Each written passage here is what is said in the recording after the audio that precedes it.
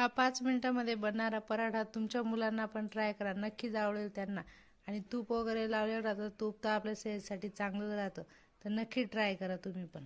सगळ्यात पहिले तर मी साधी पोळी लाटून घेतली, त्याच्यावर 2 चम्मच तूप लावून घेतलं पूर्ण पोळीला. कुठेही सोडायचं नाही, पूर्ण पोळी लावून घ्यायचं. मग त्याच्यावर थोडी चटणी टाकायची, नमक टाकायचं आणि थोडासा गरम मसाला टाकायचा. त्याच्यानंतर त्याला रोल करायचं. रोल केल्यानंतर बघू शकता तुम्ही असं गोल करून घ्यायचं. मग पिठामध्ये बुडवायचं, हाताने थोडं दाबून. मग पिठामध्ये बुडवल्यानंतर बघू शकता तुम्ही असं लाटून घ्यायचं. जास्त जाडही नाही ठेवायचं आणि जास्त पातळही नाही करायचा.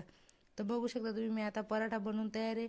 एका साईडला तावाही गरम झाला आहे, आता त्याच्यामध्ये हा पराठा टाकून देते मी. तव्यावर पराठा टाकल्यानंतर खालची बाजू व्यवस्थित भाजून घ्यायची. आता खालची बाजू भाजली गेली, आता वरची बाजूही भाजून घेते मी. बघू शकता तुम्ही व्यवस्थित भाजून घ्यायचा, जसं करपवायचा नाही तर कडू लागतो तो.